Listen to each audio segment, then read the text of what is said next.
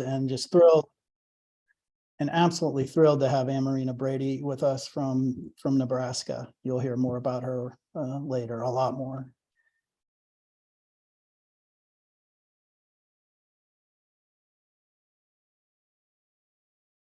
Okay, well, why don't we start off with, instead of using the chat, let's use a word cloud to see where everybody's coming from, so we can visually get a sense of who we got from around the country.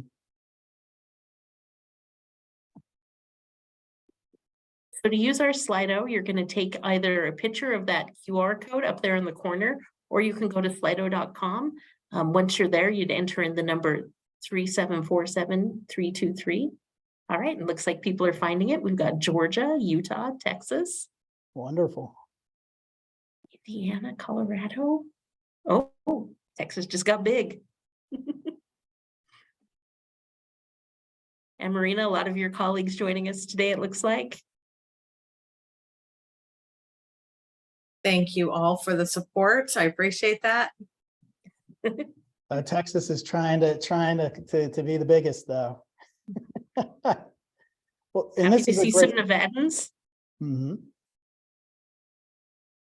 I appreciate you doing this, because we're going to use the Slidos to engage you later on with some more serious kind of questions. And we'll do another test of this with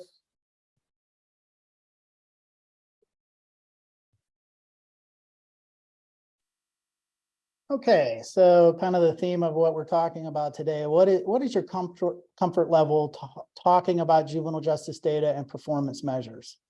It's your job all the time to, I try to change the topic whenever I can.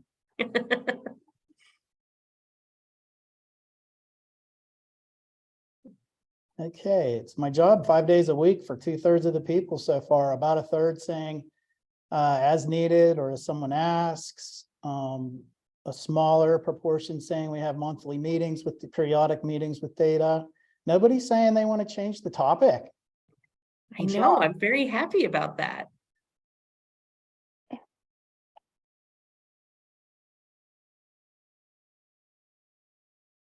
Okay, so we are preaching to the choir today, it seems like, which will be great. I think you'll get a lot out of this.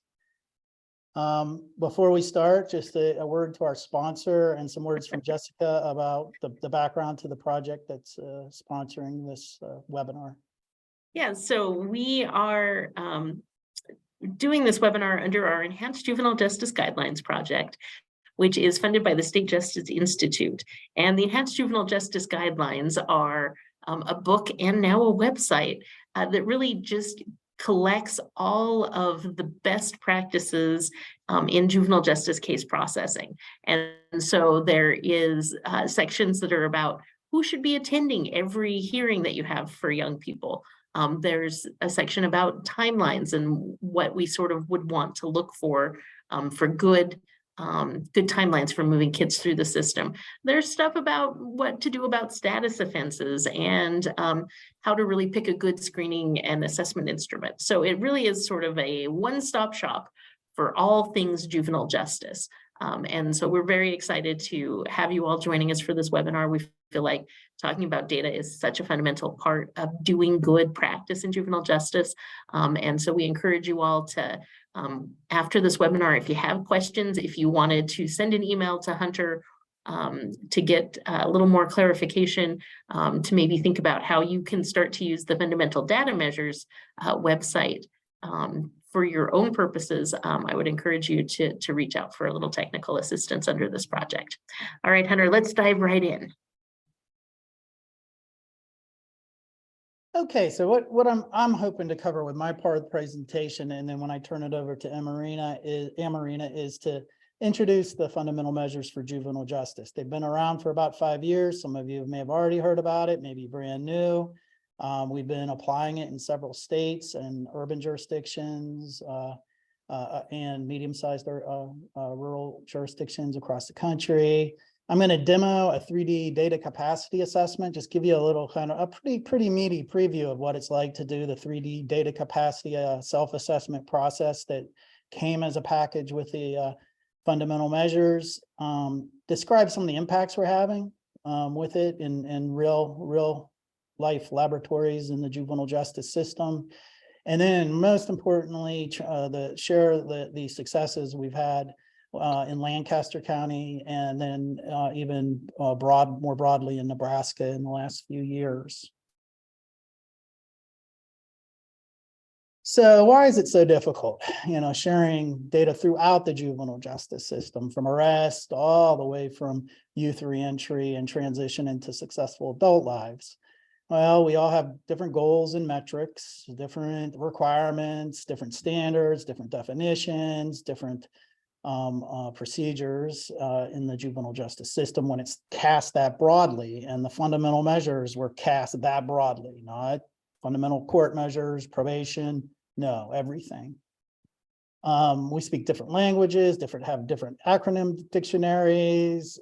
Real importantly, we have siloed information systems almost automatically when it's cast that broad, even within just one agency. Sometimes for different parts of that agency, there's a different primary data system that's the fuel for the information about the business process and what you do, what you put in, what you get out.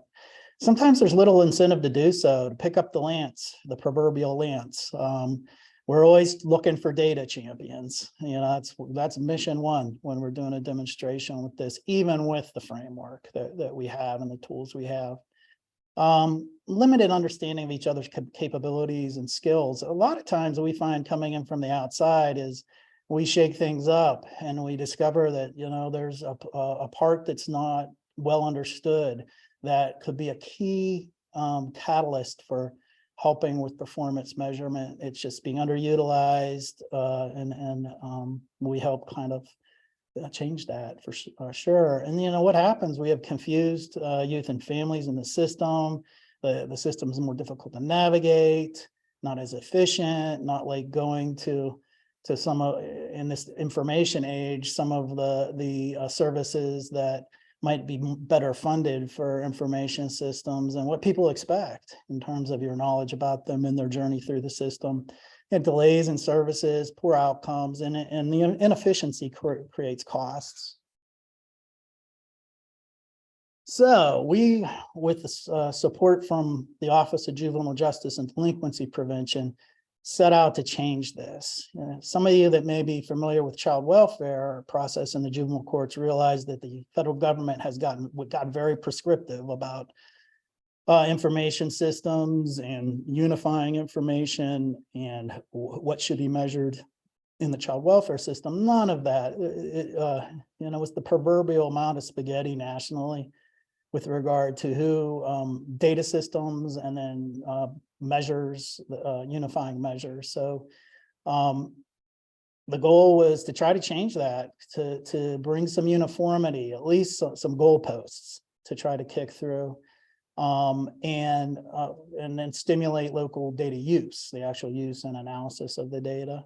And then we tested it and modeled it in 3 states before we started rolling it out in different projects. And we also produced an online practical catalog for thinking about and computing the measures, which I'm going to introduce today, and that I think has proven to be, over the last 5 years, a useful catalyst for many jurisdictions, a place to keep going back to, a place I think we can build upon in a subsequent release. This would be 1.0 we're on in terms of the fundamental measures. We didn't just dream these up. OJJDP was the catalyst. They brought in other federal actors into our committee, and including IGES. And then we, of course, are the membership organization of juvenile and family judges across the country. Our research center in Pittsburgh archives record level juvenile justice data to analyze for the Department of Justice. And so we're really familiar with juvenile justice data systems across the country. We, in our think tank was the International Association of Chiefs of Police, because our charge was arrest through reentry, the American Probation and Parole Association, the Council of Juvenile Justice Administrators and their data research tank, the Performance-Based Standards Institute. And then we had some high functioning states that we knew were pretty far along with their data, specifically Florida, Oregon's Oregon Youth Authority, and then our home state of Pennsylvania and the Juvenile Court Judges Commission. And so just kind of more about how challenging this was to pull off. You know, the police are thinking about community safety, arrests and clearances, victims should be added to that list. You know, prosecutors, community safety, adjudications, pleas, the process of the court diversion could be added to that in many places. Defense, protecting rights, they call lateral consequences, the records that are created, youth participation and voice in the process.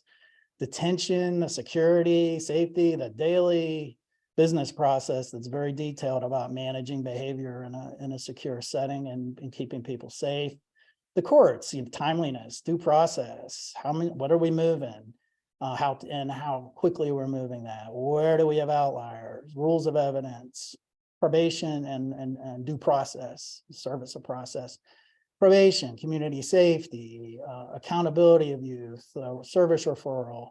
Are we changing behaviors? What are we trying to do? What are our inputs? What are our outputs in the community service supervision? Providers, a very important and really challenging kind of segment to kind of integrate data with in terms of the overall picture, because there's so many. The network can have hundreds, 150, 200 in a state. You might hear a little bit about that from Amarena later on. You know, their business process and what their interactions are with receiving referrals and posting for payment for services and what their outcomes are.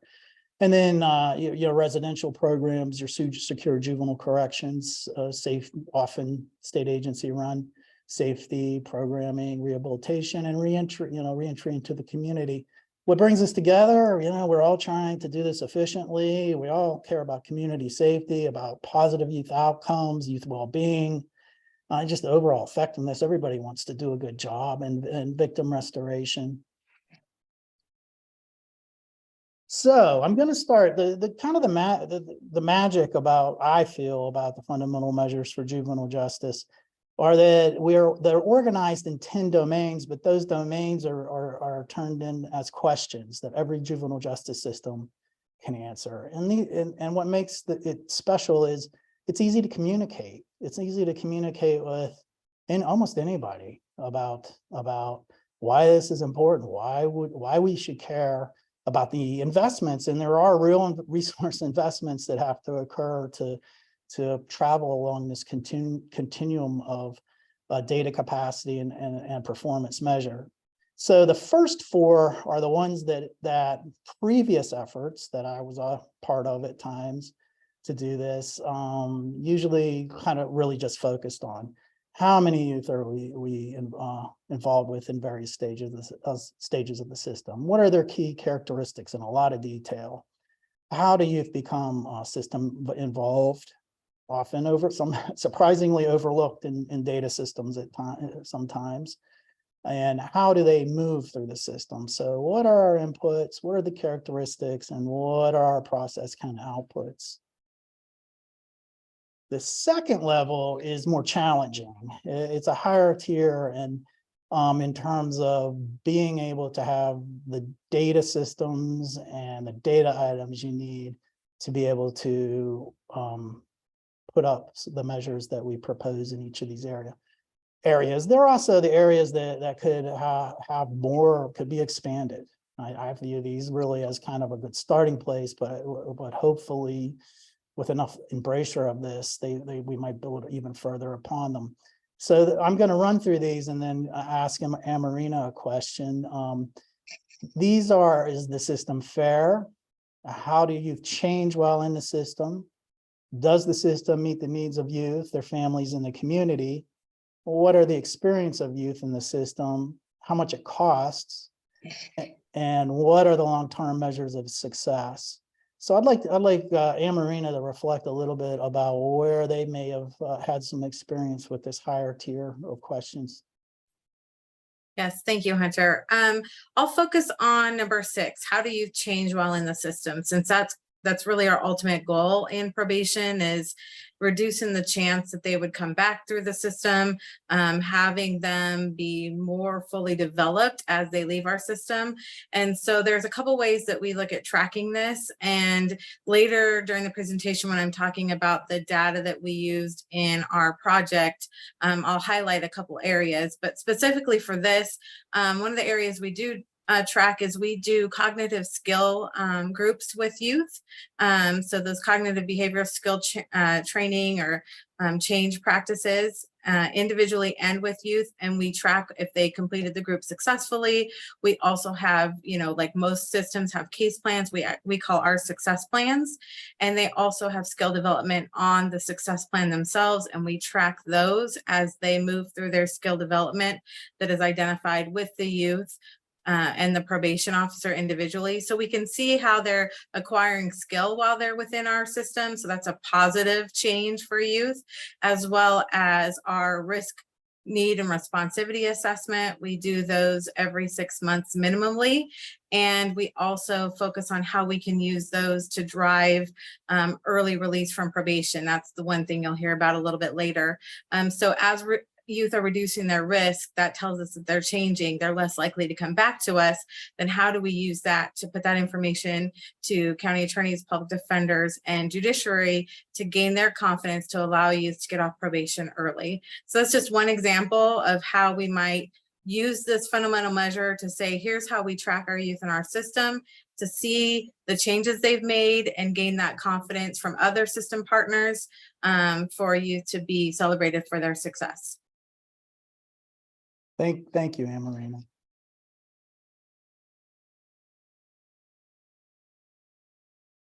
So really importantly, the measures are stored on the fundamental measures for juvenile justice website. And it's really like a cookbook or an encyclopedia that stores 86 measures organized in those 10 under those 10 domain questions. But then also on the right side, because it's such an expansive task and 86 measures is a lot of measures, we tag them for what we considered, sectors of the juvenile justice system. It's a pretty good cross section at maybe not quite everything, but we cover law enforcement, detention, court processing, probation, placement, reentry, and community providers. So if you're really just focusing on one area in terms of building that out, because often that's the charge in terms of you got a window of opportunity. It's not the complete juvenile justice system. And then there's 40 youth and case characteristics that are not really measures, but they're important things for you to be able to look at your measures by, filter by. And I find that part of it really useful too. And so when you click into these areas, you'll get a recipe for and then you click into a measure, you'll see the title for a measure. You get it really just a formula for how to calculate it. What are the data items? What's the research supporting it? Why we proposed this measure.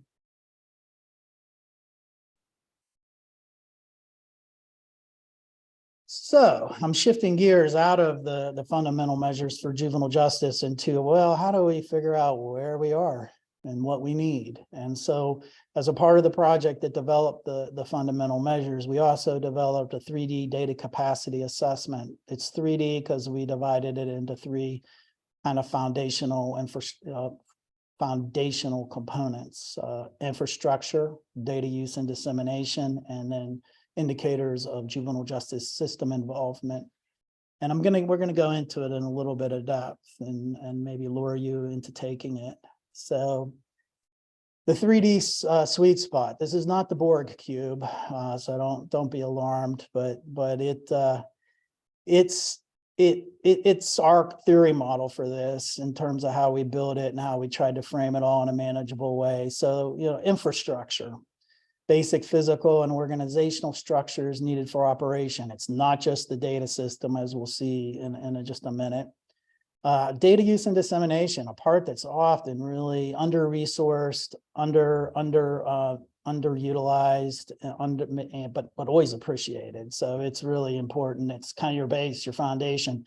Distribution of data to not only internal users, but external users of information to public, and so forth. So we're trying to get from just descriptive reports to active CQI in that way. And then indicators of juvenile justice system involvement is the ability to produce specific indicators. It's kind of like a pulse. We don't examine all 86 measures in that because there just would be, it's exhausting to do that for a lot of systems. So it's a quick dive in terms of, well, what is your pulse? What's your more general pulse in that regard? And when it's all, perfect, and no one is, I mean, we've done this in over 15 jurisdictions, sometimes states, from King County, Seattle, Washington, to the state of Connecticut, and nobody has it all and has hit that sweet spot yet, in my opinion, where you have interconnected infrastructure, active CQI data, use and dissemination, and comprehensive indicators across that breadth. The whole we don't talk about the entire juvenile justice system, not just one segment. It's aspirational.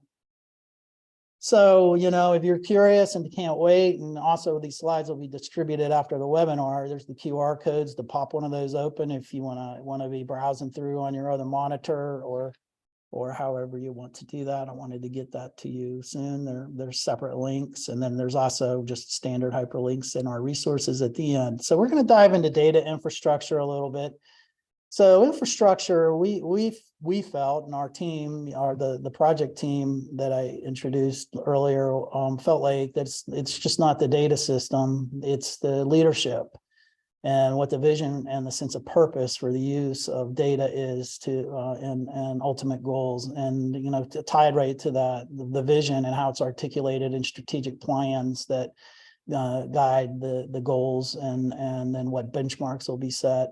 Then there's the technology that I most often think about. Are there sufficient data collection systems? Do you have sufficient flexibility with using and adapting them?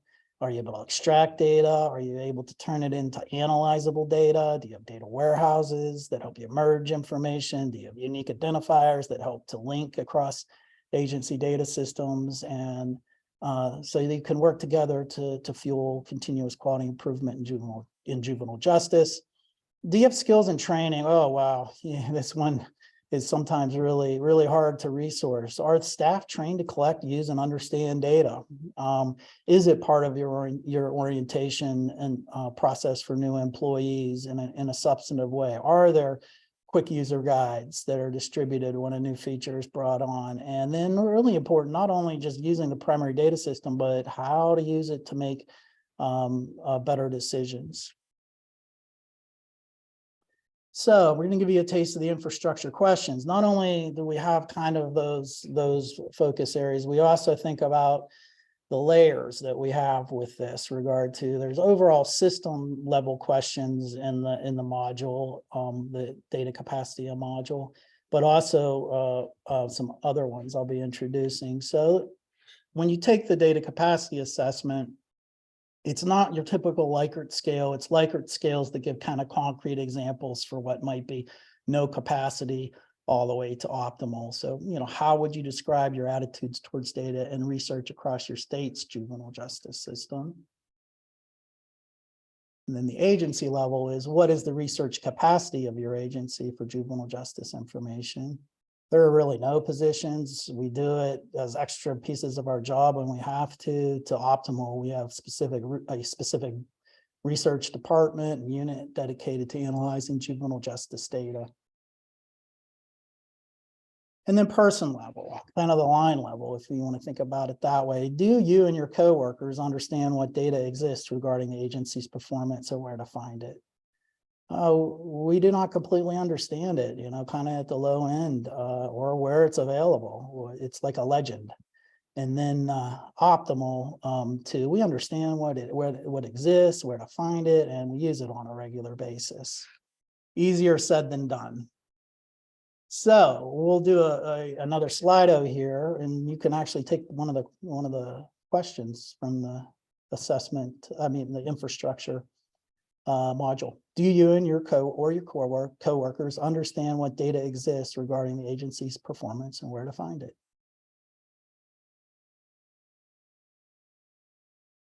Whoa, this is impressive. We're out of the gate. Let's see if it changes.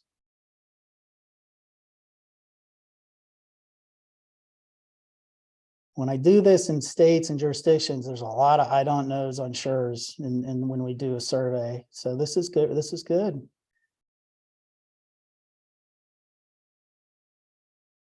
But still, over half of you participating are no or high capacity. We need to sign you up for the FMJJ 2.0. Okay, so it's very few that say we rarely understand where to find information or just not unsure or just unsure.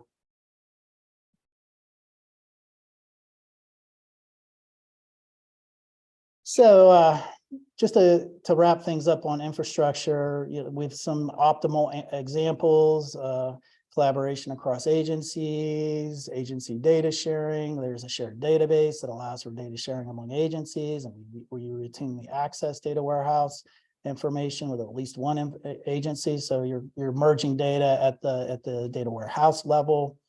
Personal use of data, we understand what data exists and where to find them, just what you all answered. Half of you were at that level.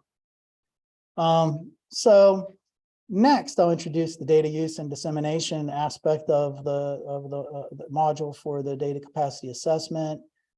So similar to infrastructure, we think about this in a layered, multi-tiered way. So assessment, analysis of current practices and performance as it relates to serving youth and family in the juvenile justice, planning how you're like just using data and disseminating data to plan for service delivery by setting benchmarks and performance data to track your progress towards those benchmarks, which Amarena is going to show you how they did in Nebraska.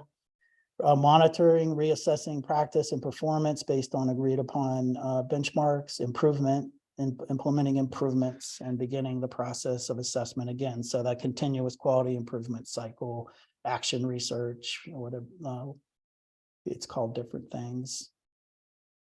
So data use and dissemination sample questions. Again, we have system, like overarching system questions. To what extent are data used to inform decisions regarding the overall JJ system?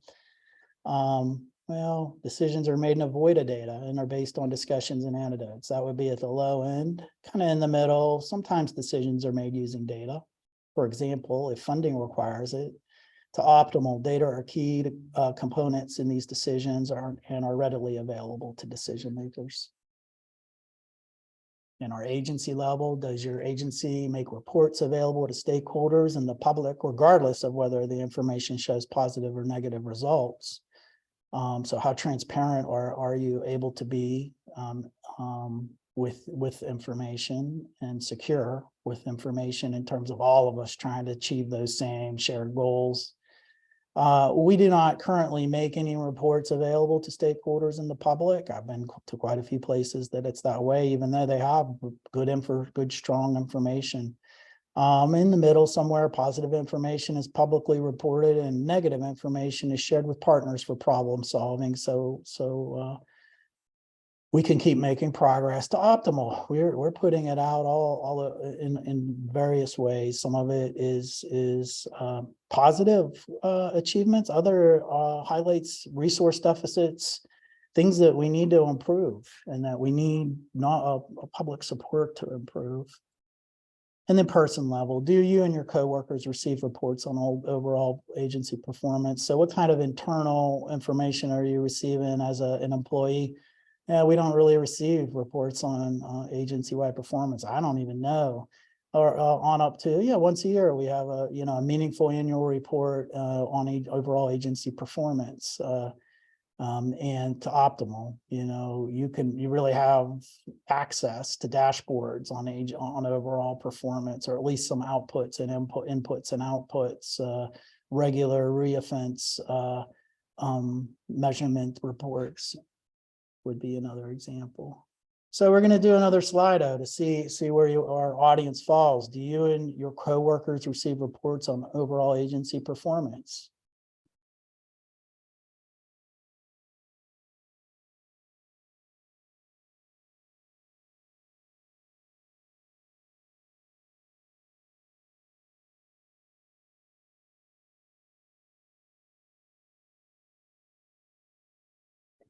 Okay, again, we're doing well. At kind of a high level here, but a little more in the middle. We're seeing a good 2/3 or approximately 2/3 are either low. We don't really receive any. So almost a quarter. Here we are at a quarter. And some in the middle. We can do it as needed, but we don't do it kind of systematically. Or in about a fifth, we can request reports on overall and agency performance. Only 5%, I don't know, or unsure. And that's why we're having this webinar. Okay, so a little more work in this area in terms of our audience is needed. There's less of more in the middle, less at the really optimal level, and a fair portion where a lot of work needs to be done. Okay, so just to wrap that up, some optimal examples at the system level. Data are a key component to these decisions and are readily available to decision makers, executives, those leading task force in system reform. Agency level, we have a documented set of performance measures. They're trained on them, and we routinely calculate and use them. And person level, staff level, I receive feedback supported by data on key. So we're at my personal development as a staff member has performance information that's being brought to the table. So finally, the indicators of juvenile justice system involvement. I'm going to move through a little quicker. So it's an interesting module. It's the part in terms of getting into the weeds about what are you counting, a little cross section of the FMJJs. Where are you falling with a quick pulse? And then responses, describing timeliness and equity, and how good are you at calculating racial and ethnic disparity indicators in the system in a systematic way, identifying ways in which youth can change, which Amarena described in a kind of higher level, more challenging usually type of benchmark and performance measurement. So this gives you an example of the agency level questions for what are we looking at in terms of some of the cross section of the FMJJs.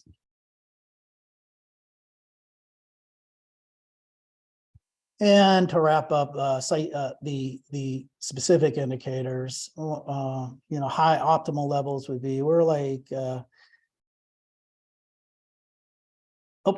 sorry. We didn't do a wrap up on that one. So I'm shifting gears into like what we want you to try to overcome as you're doing the data capacity assessment. And that would be understanding the priority of data needs. And being a master of small data before worrying about big data, having an eye on the horizon, but figuring out solutions as we'll be hearing about in terms of what are the workarounds, how can we keep moving forward, and not letting like the perfect be the enemy of getting started in terms of advice. So where have our laboratories been, and kind of getting more closer to our Nebraska colleagues here. So we, after the startup project that created and tested in 3 jurisdictions, the fundamental measures for juvenile justice and that data capacity assessment process, we got some more support from the Office of Juvenile Justice, and in partnership and with the leadership of the Robert F. Kennedy National Resource Center for Juvenile Justice, to engage in the Dennis M. Mondoro Probation and Juvenile Justice System Enhancement Project. And that was in 6 jurisdictions nationally. And Lancaster County, Lincoln, Nebraska was one of those sites. That project has wrapped up, and with a lot of success. I'm going to share the resource where you can read all about it. And it's really a lot of the reason we're able to present this webinar and share what we're going to be able to share from Nebraska. We also have focused on performance measure in the reentry realm. So really just focusing in on the reentry aspect, because that part of the business process is really siloed, really challenging.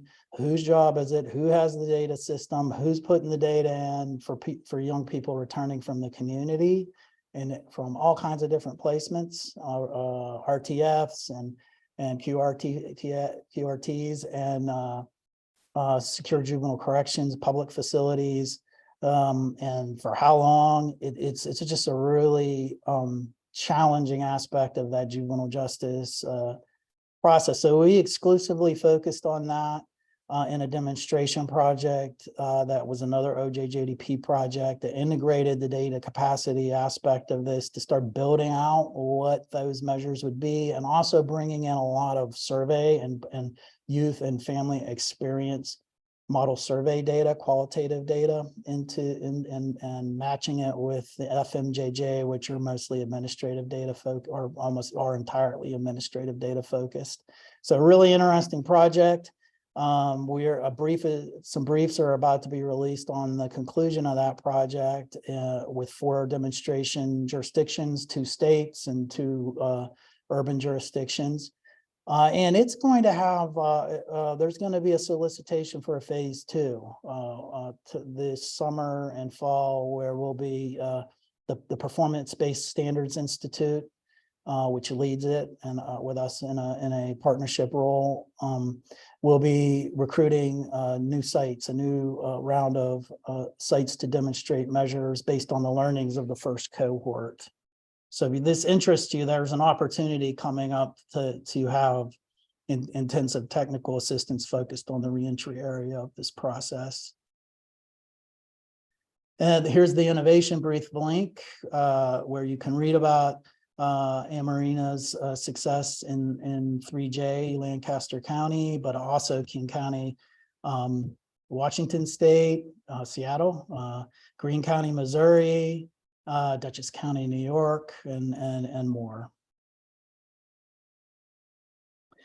So we'll do a kind of a poll, and then we'll see what Amarena thinks and what she has to share after the poll about how does this sound after what I've presented,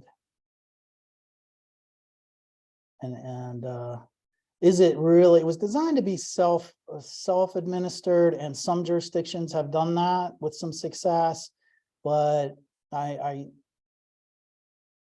having outside folks come in can help too. And a fair number have already done something like this, which is very enlightening. So, and maybe why you have got a kind of high, you scored high on the test questions that we did. So let's think it's easy. No, and that's great that nobody thinks it would be overwhelming. It's about 62 questions.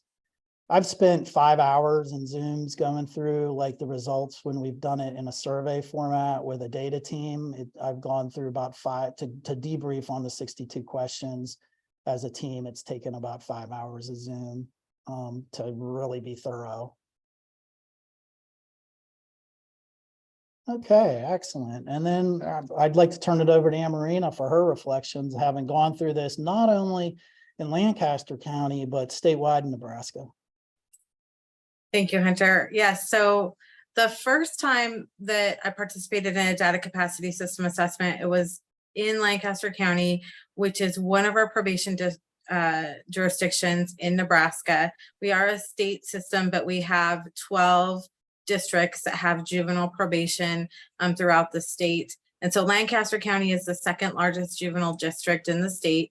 And so when we did the Lancaster County one, it was very different than the statewide one.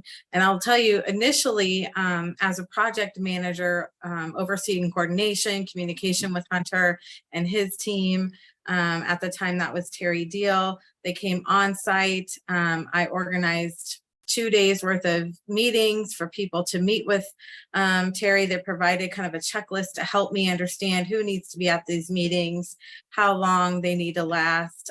We also had a staff survey for all probation staff to fill out around data, and encouraged as much as we could to get responses, because as you know, surveys aren't always responded to. So that one was very different than the state one, because we were able to engage the county attorney who oversees diversion in Lancaster County, the judiciary, the public defender, and diversion themselves. So really a gamut of the whole juvenile justice system. I don't know that we did a great job with law enforcement, but we had a very wider view of the juvenile justice system and how they're doing in Lancaster County, specifically around fundamental measures, sharing data, and what Hunter just talked through.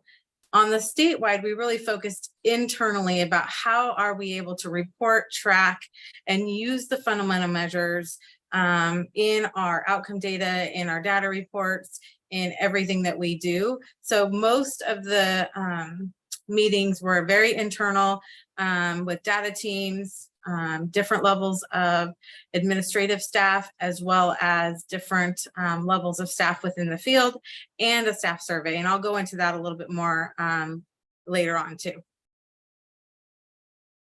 Okay. And Jessica, anything before we transition into the next segment that you'd like us to address, or anything you want to comment on? I think it's telling a little bit that people said possibly they could do the fundamental data measures, but would need assistance. I think we often think of this as being an intimidating process.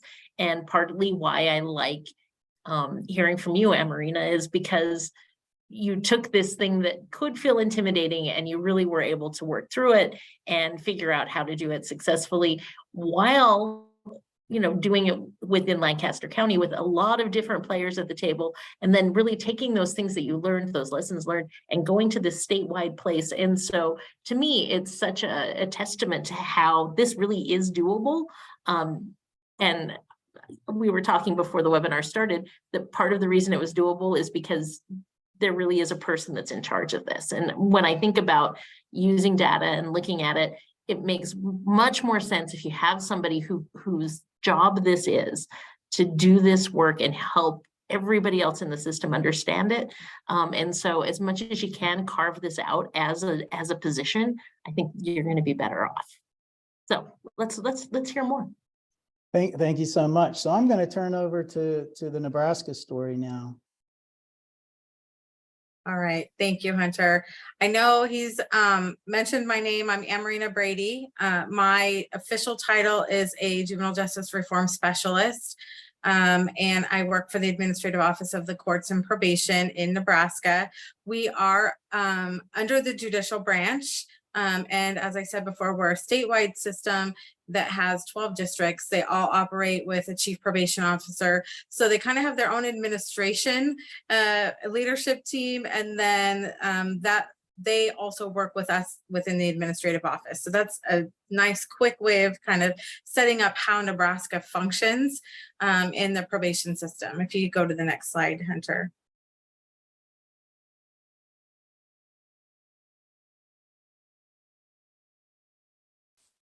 I'm going to start with District 3J, Lancaster County, and their journey, because that's where I was first introduced to fundamental measures of juvenile justice, and then I'll step into the state process. So in District 3J in 2017, the Robert F. Kennedy National Resource Center came in and completed a probation system review. They have a guidebook very similar to what Hunter walked through on the data capacity that systems could do themselves, but they also do it for systems. They look at four areas throughout probation and the juvenile justice system in general. And then that completes, you get a report from that. And so in 2018, our review was completed. We received a report and we had some recommendations to work on in that report. That's the whole reason you get this report, is here's the areas you might want to consider ways to enhance your juvenile justice practices to get them closer to being best practices. So as you might imagine, we got the report, and most of us were not surprised by what the report recommended. Some of the things that we received was we need to focus more on positive youth development, better at family engagement. Let's see, better at making sure we're using our risk assessment tool. we have a validated risk assessment tool, but using it every decision point. So reassessment, release, those kind of things. So really using our tool, not just placing the youth on probation and deciding their supervision level, but actually using it throughout our supervision. So those were some general information, some general recommendations as how do we could enhance probation in Lancaster County. And, you know, it's not easy. I think, Jessica, you said it. It's about having staff available to do the work. So when Robert F. Kennedy approached our administration and let us know that they were going to be doing this Dennis and Mindoro demonstration project, which not only looks at the report we received and all the recommendations, but supports implementation of those recommendations, we instantly said, yes, we need to be a part of this, because we had got the report and really had not done anything with it. So one of the things that Robert F. Kennedy staff really pushed our administrator to think about was 2 positions. And people, I know that the people from NCJJ will love this. First position was a data and research position, because you have to have people that can help you with knowing if what you're doing is actually working. So those data and outcomes. And then the other position was a project manager. And at the time, our administrator said we could get a project manager, but we're not going to be able to do the data and research. It's just not in our capacity. I'm happy to say that our data and research team has doubled. We had 3 people, we're now at 6 people since 2019. So we have, and now we have a data and research director. So we took those things in consideration, and we've definitely grown our data and research team. I still know, I'm sure our team itself would say 6 people is not enough to support a whole state. I probably would echo that, but it's better than where we were, and we continue to look at how we can grow. So that's very exciting. But initially, so I was already in the administrative office in another role when I was selected to serve as the project manager for the Mindoro project. So basically that meant I was relocated into the probation district and supporting the leadership team and the officers in that district to take the recommendations, take all the technical assistance we were receiving from the Mindoro project, which included Hunter and his expertise, and be able to say, what recommendations are we going to take on? Because there was like 13 to 15 of them. You cannot take them all on at once. It's unrealistic. And I know even the group decided to take on 4 and then added a 5th one because of some statute changes in our state. And even at that time, they're like, that's too many to take on. But we did take on 5 of the recommendations to really focus on how we can make our system better for youth and their families that are experiencing our system. So those recommendations that we went through were family engagement, adolescent development, increasing opportunities for early case closure, a probation order reform, and then looking at warrants and use of detention. So those were our 5 areas that we really focused on through the Mindoro project time of 2019 to 2022. They're still working on those. They still focus on those. Even as I've stepped away to focus on the state efforts, they've done a great job at continuing to look at the data and make adjustments to make sure that those focuses stay at the forefront of everything they're doing. What you see as Towards Greater Things or Ad Maiora is what they labeled themselves. They had already chose this Towards Greater Things theme even prior to the Mindoro project. But one of the things that RFK really recommended is that we own it. Don't call it RFK, because we started calling it RFK all the time.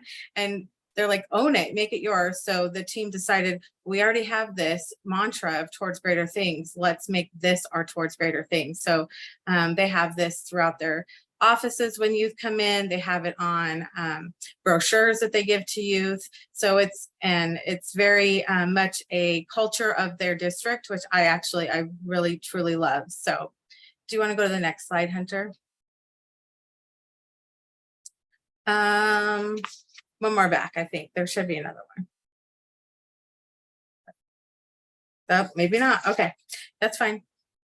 Okay, so one of the things that we did with NCJ when they came in and did the data capacity system assessment is they completed a report for us. They had the recommendations in there, and we use those recommendations to, I don't know how your systems work, but sometimes systems can't always capture every data element that we need because systems might not change as fast as we're changing.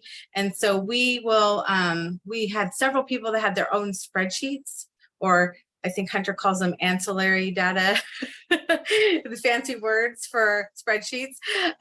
So we had a meeting where we brought our statewide data team in with our local leaders in Lancaster County, and we had them bring all of their spreadsheets, and Hunter helped facilitate a conversation between our statewide data where, you know, they're pulling reports, they get all the requests from the field to, here's the data I need, can we get this? And so we are finding that a lot of the things that were in the spreadsheet is actually stuff we could pull from the system, but it was kind of that lack of trust in the system. Maybe it wasn't as updated as we wanted to be. I feel more confident in my add-on data spreadsheet than I do on my system. And so some of it was building that relationship with state IT and data, and then being able to say, this stuff will save you time. So let's put together these, what we can pull from our system. And yes, there might not be things we can pull everything on. And we got rid of a lot of their spreadsheets. So that was just one small piece of how we can be more confident in our system, how we can be better using our data. So I really enjoyed that meeting. I think it really helped us understand, like, let's investigate first before we just say, just create a new spreadsheet. So it was a lesson learned, I think, from everybody in that room. But so here's some of the outcomes that I wanted to share with you. We have a position in every district. Some districts share because we have some small rural districts called a district data analyst. And I'll talk a little bit more about the position itself in my statewide review section. But so the district data analyst in 3J, she became really a huge part, an integral part to this Amarena team because she provided quarterly data to all of the 5 work groups. And then she did an annual data as well. So she took all the quarters, put them into annual so we could really see some trends. So this is a result of the work that she did to support the team in each of their areas. But the goals that were set were because of conversations that we had with staff at RFK and Hunter as to, okay, how can we get to outcome? We've done a pretty good job with data in Nebraska. We actually, you'll hear a lot of staff in our jurisdiction say, we have a lot of data. We don't even know what to do with it because we have so much of it. And we haven't really been outcome focused. Like, how does it tell our story? How do we look at qualitative and quantitative? It's not just the numbers. So that's where I think this project made such a big difference, is we selected some outcome data. So when we first started with case closures, it was about looking at use risk as they reduce and seeking opportunities to get them off probation early. And you can see the baseline when we first started tracking this data, we are at 15% of kids getting off early. And there was no formal protocol in not in the state and not in the district about how do we do early release. So it was just the luck of the draw of an officer going out on a limb saying, yeah, this kid can get off early, you know? So we did a real focused effort with the work groups that made up of officers and supervisors and leaders from the districts and outside of the districts in all the work groups. But this one specifically to say, okay, let's put together a process, let's put together a protocol, let's talk to our staff about it, talk to our judges, county attorneys, public defenders. And our goal was 20%. Early release. That was our main goal. So if we could get 1 in 5 kids off early, that would be a huge success. So you'll see I did the 21 and the 22 data that we have. So we almost doubled that. We went from 15% to 28% and 29%. So now we have almost 1 in 3 youth getting off early, which is amazing. The gray is just regular completion of probation. So we see a dip in that, partly because those kids should have been maybe eligible for early release, but we weren't paying attention to it, and now we are. So you'll see the shift there. The good thing about the early release and the completion or satisfactory release from probation is our state has a law that says if you complete your probation, then your record will be sealed. So instantly sealed at closure. If it's unsatisfactory, they actually have to come back and request a sealing. And so we really talk about that a lot within this work group, because we know youth often, they don't remember those things until, they go to apply for a job, and then it says, oh, wait, you can't have this job because you have this record. And so we don't take the unsatisfactory release lightly. And so we could pat ourselves on the back, which we do, because 1 in 3 kids is pretty good to get off early. But as you see, the unsatisfactory release rate has kind of went up. So while we can celebrate early release, one of the things that an Admira discussion with that leadership group would do is dig in a little bit more to the data, to ask the story about what's going on, why are our unsuccessful releases happening at a higher rate? What can we do to impact that? How are we coaching our staff to make sure we're giving youth opportunities to get off probation successfully if it's not early? So, the data there's a lot of story to this data. When you look at this graph, it's not just, oh, good job, we achieved our goal. It's also, we know those kids that are unsatisfactory release, they could have a negative impact on them in the future. Are we providing them information about how they might need to come back to close their case? So it's always about a story more than just the numbers that are sitting on the page. And I think that's what we've learned about the Admira journey in Lancaster County. So then around adolescent development, we know that youth are intrinsically motivated. They're also motivated by incentives more than punishment with that adolescent development and that brain development that's going on. So again, focusing on incentivizing youth versus sanctions, and then how do we apply those incentives and sanctions, and then looking at the data to where we are, to where we were, to where we are. So you can see on here, baseline data, when we started tracking the data in 2020, Q4 was 2.5 to 1. So 2.5 incentives to 1, which is not horrible when we didn't really have a focus on it. But then you can see in 2021 and 2022, we achieved 4 to 1, and then we're a little under that at 3.6 to 1. So again, that focus of, we did training on adolescent development with our staff, offered it to attorneys and judges to participate. So we all had the same language, and we really worked hard to have our staff understand how important it is to incentivize youth for their behavior, and also, yes, address those negative behaviors through sanctions, but then seeking those opportunities to even incentivize the sanctions if they complete those as well. So that is another area of data I wanted to share with you around adolescent development. So each of the 5 work groups had about 2 to 3 data elements that we tried to track and then share on these quarterly infographics and annual reports as well in Lancaster County. Could you go to the next slide, Hunter? So I'm not going to read the Supreme Court definition of recidivism, but while I'm talking, you have it there. As you know, everyone has different ways of tracking recidivism. We have, because we work for the Supreme Court, we have a Supreme Court rule. So this is the way that we are allowed to track and report recidivism in Nebraska. So as you see that, I wanted to share with you, because of all the efforts that we've done, and it's not just highlighting risk reduction at case closure and the incentivizing youth and paying attention to adolescent development.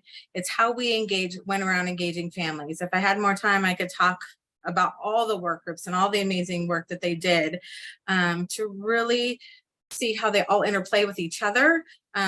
We focus on probation orders and how they're read. Can youth understand probation orders, and the number of probation orders that youth receive in their probation contracts. So when we looked at that, and we worked on all of them, as we saw it, is our recidivism started going down, which, you know, people will kind of think, oh, less time on probation, they're not as holding them accountable, or all the things that the naysayers might say about it. And as you can see, we had a 24% recidivism rate, so 1 in 5 youth coming back according to our definition here. And then in 2022, we're down to 16%. So that's a pretty big jump in that rate dropping.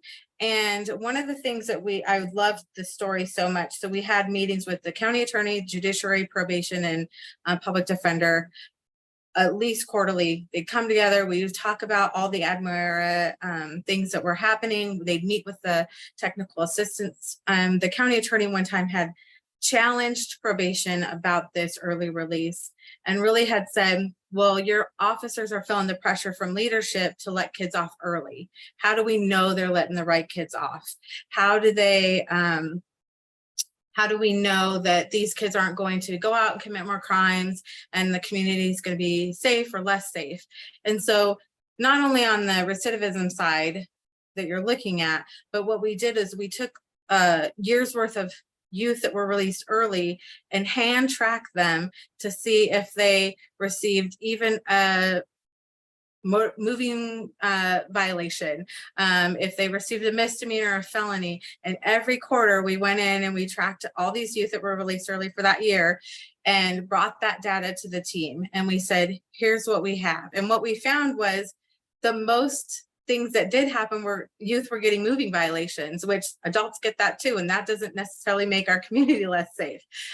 We had very little felonies and we had some misdemeanors, and we did track this without really following the Supreme Court rule of recidivism. It was just about, did they receive a ticket any point after they were released from probation for a year? Because we were sharing that internally to this team. And what we found was the county attorney gained confidence in the fact that the early releases we were putting in front of them to consider, because they had the right to even contest it. What we found is they actually never contested any early releases from that point. They hadn't really before, but it was just a challenge to us to say, how do you know you're letting the right kids off?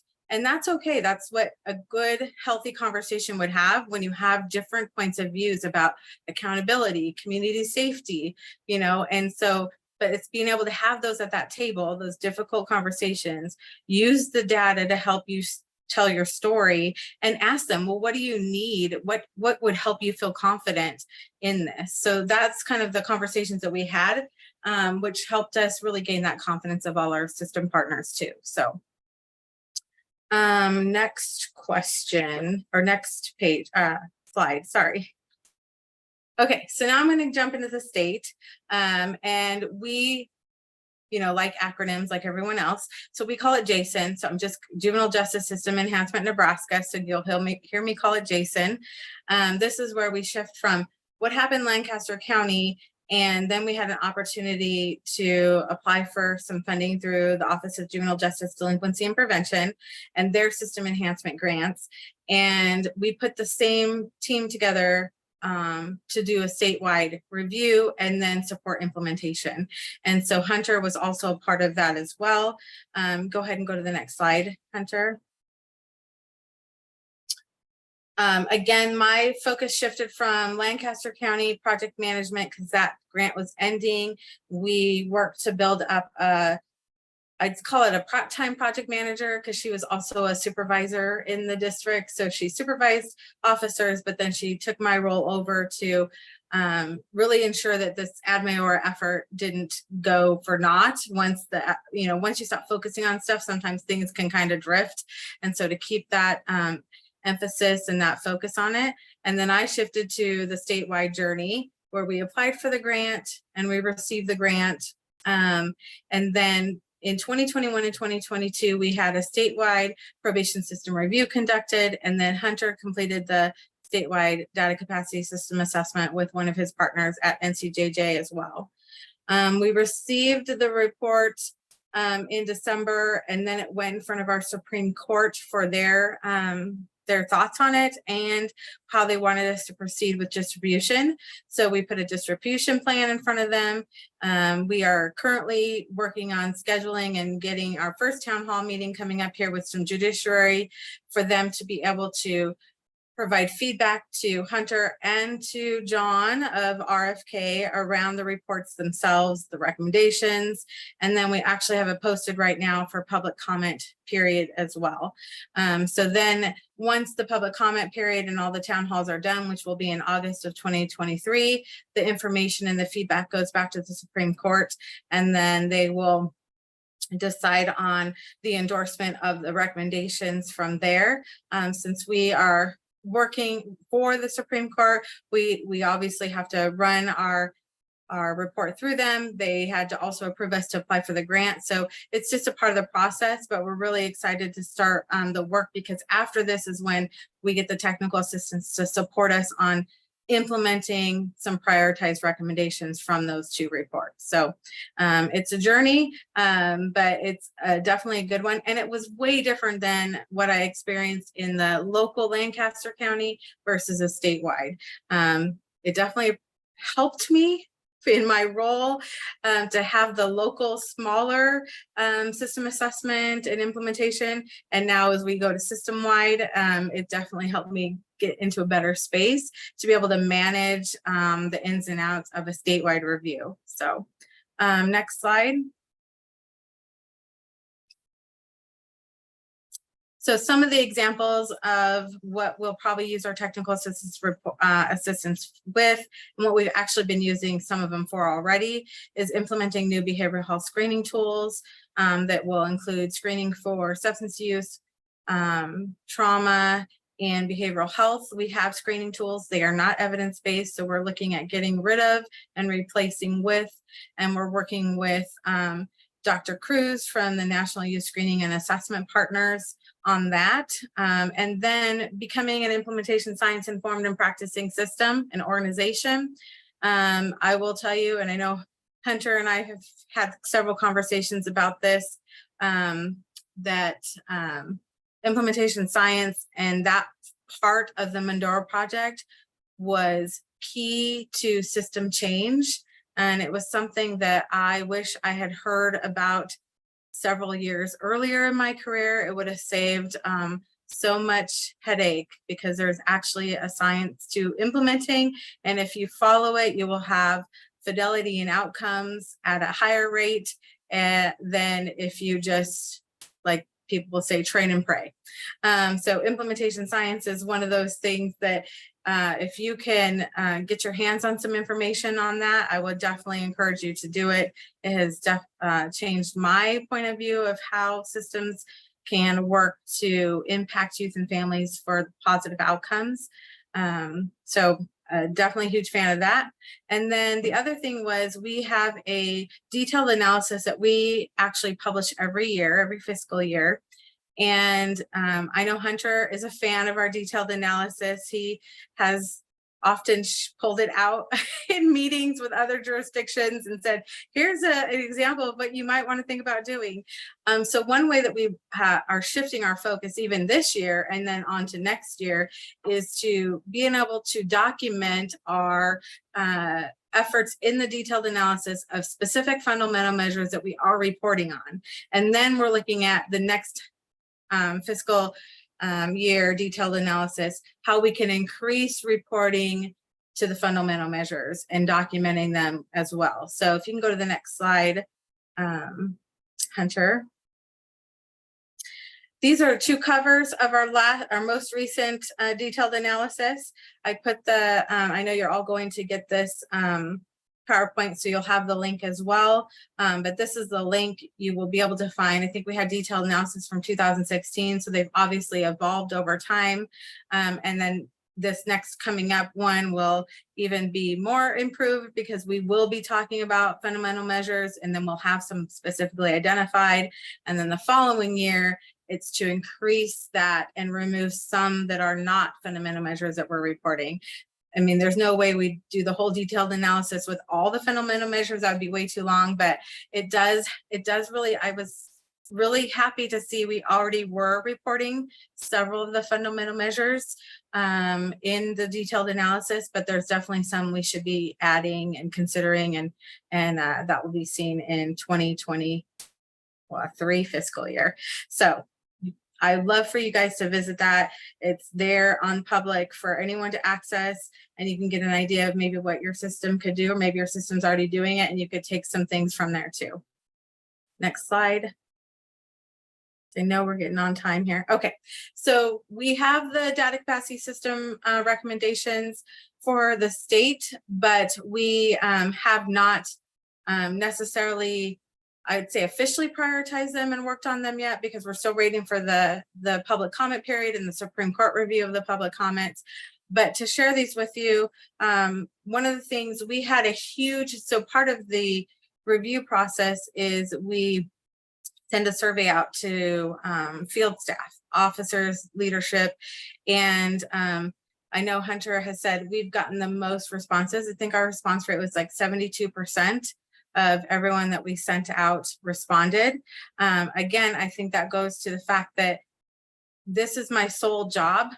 And so I was emailing, reminding, encouraging our chiefs, please have your teams respond, you know, so we could get as much as we can. And then in the fundamental measures report, or the data capacity system assessments, the way that Hunter captures the survey's results is so helpful. It's like a temperature gauge. So at the top, it'll have the highest percentage that was the most affirmed answer. So do you have training? And I'll say the training one was our worst answer at like 19%. And it's not, we knew that. We literally in our new probation officer training, we tell staff, here's how you do it, but how you document it, you'll learn when you get back to your district. So we have no standardized documentation training. So that's one of the recommendations you see as a priority of, you need to train your staff on how to best document so you can ensure documentation is standard across the state. So that's like the example, but they have this wonderful way of displaying, here's your stuff that you're pretty good at. Here's the stuff that, you know, your survey says people are confident in or pretty good at. And the survey questions are the ones that you just answered in the Slido. So those kind of things help you understand, how is your system viewing your data? Do they feel like, I don't know what data we have, even though in administration, I can say, I know where to go get data. So it was really helpful to see how that happens. The other big piece that, not that all of this isn't important, but that district data analyst, you heard me talk about it in the Lancaster County project, but we have district data analysts across the state, but they were created with great intention. But they were created as support staff. So if you think of it as support staff, you're thinking lower, probably skills, entry level, and even pay, versus what you would, if you read this as a district data analyst, you're thinking, well, this is a highly skilled job specific to analyzing data. And that's not what we see. We have very different levels and skills. So the report kind of talks about how do you develop consistency, roles, responsibilities around this position, but also considering elevating it so that you have that quality that you need to be actual district data analysts. I mean, some of the data analysts are helping people unlock their passwords. You know, they're not really doing what this title reads it to be. And the group of themselves, like Hunter met with them during the data capacity system assessment. And they are an amazing group of individuals that want to help in any way possible and be there for their teams. And some of them have been pulling reports and creating reports, but some of them have never been trained to do that. So there's just this lack of consistency. But what I do know is already our research and data team has already started working to develop that. And so even before this report came, I think just because we were having these conversations during the data capacity system assessment, they realized there is really a gap between some of the roles within there, and how do we close that gap and really just make this position the most helpful around the data team, because there's only 6 of them for the whole state. So if you have a data district data analyst that can support the data team and support their district team, that would be the best outcome for all of us. And it would help us with our data across the state. So there's just a lot of great information that we've received from the data capacity system assessment. We're already working on some of the recommendations, but I know we'll be using Hunter around outcomes when we choose the other priorities too. So that's just a real quick, I mean, I know I could talk forever, so I want to give time for questions and resources. But that's just a real quick rundown of how we experienced working with Hunter and NCJJ on a local level and then on a statewide level in Nebraska. Well, thank you so much for taking us on that journey. And I'm gonna finish this off before we'll have a good 10 minutes for QA. So overcoming data challenges, a lot of like what you heard had a lot to do with the team in Nebraska and having some precursor, some strong bones, strong frameworks in existence, like the vision for a district data analyst position that had occurred, 10 years ago, but hadn't been fairly fully realized. So here's some things, some other stories and resources, just one more slide of them in terms of things that I've encountered over the years where people solved this problem and made progress. They took a step in the right direction. So surveying in-house talent in data tracking and setting unifying goals, like often for a jurisdiction that has a long way to go, coming together around that, like descriptive analysis, that annual report, or can we generate our first annual statistical report or take our existing one and make it tell a story with numbers too, is a really good unifying activity. And you may find your data champion. And so we tell a story of that in an NCJJ publication from a few years ago, stories from the field in Calcasieu Parish, Louisiana, and how they made that journey. And to the extent sometimes it blossoms beyond that county or that parish into the rest of the state. Consider a data analyst position. Find an example position descriptions. I've circulated position descriptions to other jurisdictions and where I'd made recommendations. You're really missing this. It's the job of people that are running the department and that to also do the data analysis, and they've been able to create them or expand what they have using that. I've been amazed. Outreach to local universities and programs that have an applied criminal justice research. I've seen this work really well in places like La Crosse, Wisconsin, and where the university pro bono was attending their criminal justice, overall juvenile and criminal justice forum and helping them with research and really good research. Jeff Butts at jeffreybutts.net at John Jay College has a really good guide on how to survive your research partner, different types of research partners, and how to make them work for you. County or court IT partners that need a certain approach, I often have found that sometimes the person who has the keys is where there needs to be a special approach. Maybe somebody coming from the outside to stir things up because or some recognition, some incentive, figure out ways to make them be able to and resources sometimes to be able to be your partner in this. Nonprofit boards with the ability to fundraise and help pilot data solutions. We encountered that here in Allegheny County around dependency data with amazing results that stay in place to this day. That was privately funded at first in terms of the data capacity and then the research and planning. And then low cost, add-on systems aren't all bad. Sometimes you have to have an add-on system as a speedboat. As a matter of fact, you almost always do, because the mothership's not flexible enough. Often you have to move quick, demonstrate the need, and have results return. And with time, hook that up ideally into the main boat, and so that there's not a fleet of speedboats would be the thing you wouldn't want to happen. And you know, our slide deck will have a link to and email information to reach us. And that is the end of our slides. I'll stop sharing. And so I'll start moderating questions here. And I think, you know, Bev Hoagland, the chief in District 3J has joined us, and that's so cool. And so I think, Amarena, folks are curious about, you know, how you talked about your ability to produce reoffense recidivism measures. You know, in a whole lot of places, that's a heavy lift. How does that work in Nebraska? Well, you know, if I was the data person, I'd be able to really tell you. I know that our data team has set up to run our reoffense measures based off of that Supreme Court rule. And that Supreme Court rule will be in the slide deck, but it's also on our website as well.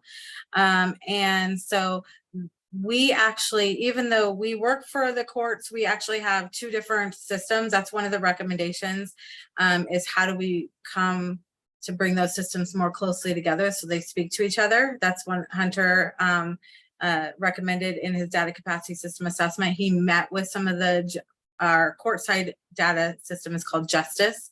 And so, but our data team has access to both systems. And so they run now automatic reports. That equation is set up in our systems to be able to run and say, did a youth who, if you saw our definition, it's kind of limiting because it talks about successful completion of probation. So we look at successful completion, post, 1 year post. And so all those rules are set up in the equation in Justice and in our system is called MPACS. So it's set up to run that, and then they look at the unique identifiers to see if that youth did qualify, or that now a youth is now an adult and would have, yes, recidivated. So there's a lot. I mean, I'm not the expert on explaining that equation, but I know that they set that up in both systems to be able to confidently run it, since the systems themselves don't talk to each other. And I will say, one of the things that we are looking at is we're actually working with our university right now. Hunter talked about working with research universities, so University of Nebraska Lincoln and their juvenile criminal justice school, and that is the same university that validated our risk assessment tool for us in Nebraska. And we're actually really looking at recidivism on our reentry youth. So we're really excited to see this demonstration project that Hunter has coming on reentry, because what we've seen is that has been our most challenging population for success. They have a high recidivism rate, as we might expect. And so one of the things that we've asked if we could look at recidivism based off of what the fundamental measures say versus not just the Supreme Court, and the Supreme Court has approved that for us. So we're trying to look at recidivism in different ways when we can. But again, we'd have to go back and have the court publish a new rule for juvenile to be able to have a little more flexibility.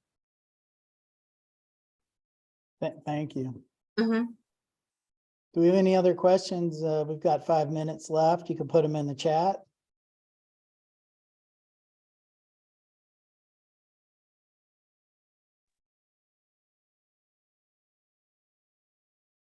While we're giving folks an opportunity to do that, I'll talk a little more about add-ons, what I call auxiliary or add-on data systems. You know, that's just it's so often that there'll be grant funded projects and a need to track something in Excel for a while, and then that need outlived, it goes on forever, and somebody may be spending a day of their work week literally updating something that actually they just don't realize is produced already by their data warehouse or in their canned management reports.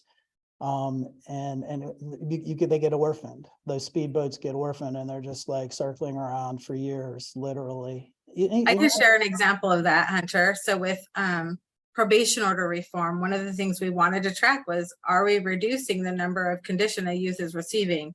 From us recommending it on probation, from probation's perspective during the predisposition investigation process, to then what the youth is actually receiving.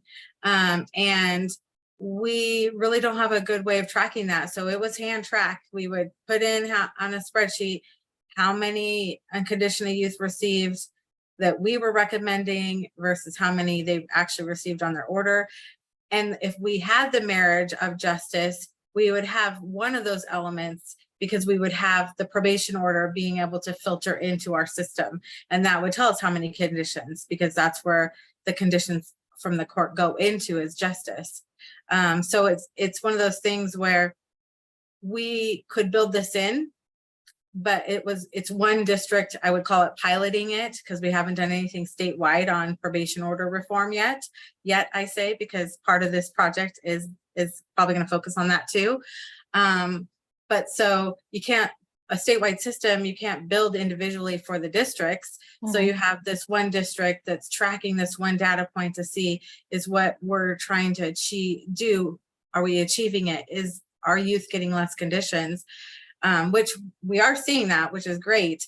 But again, if our justice system and our impact system talked, we would have at least, we could track the number of court conditions received, because that justice has those.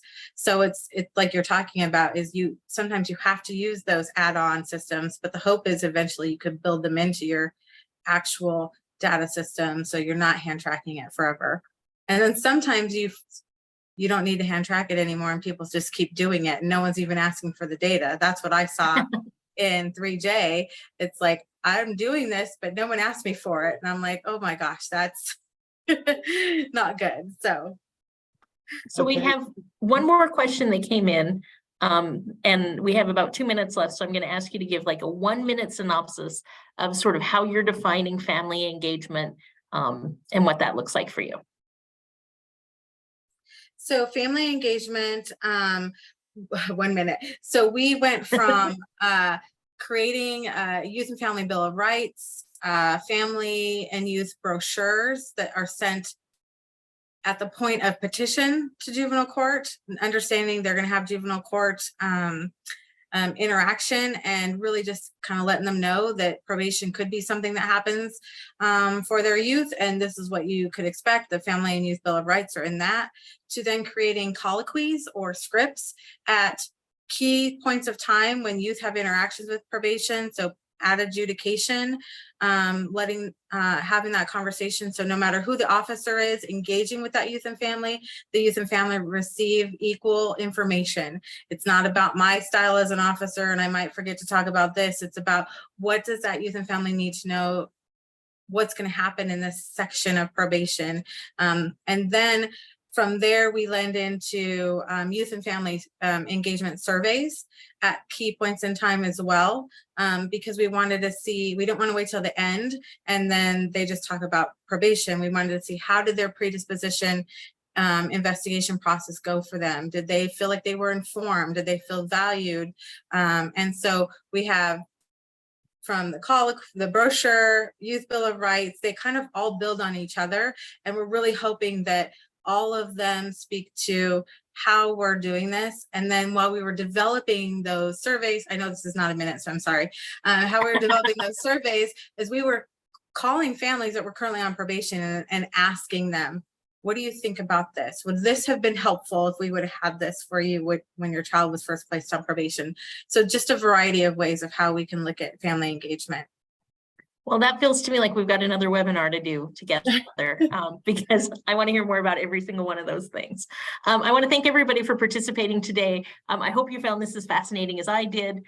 We do have a survey we'd like you to complete to let us know how this was for you, give us some feedback, ideas for what you're looking for. So that's going to go, I think, into the chat, and you'll probably get an email from us.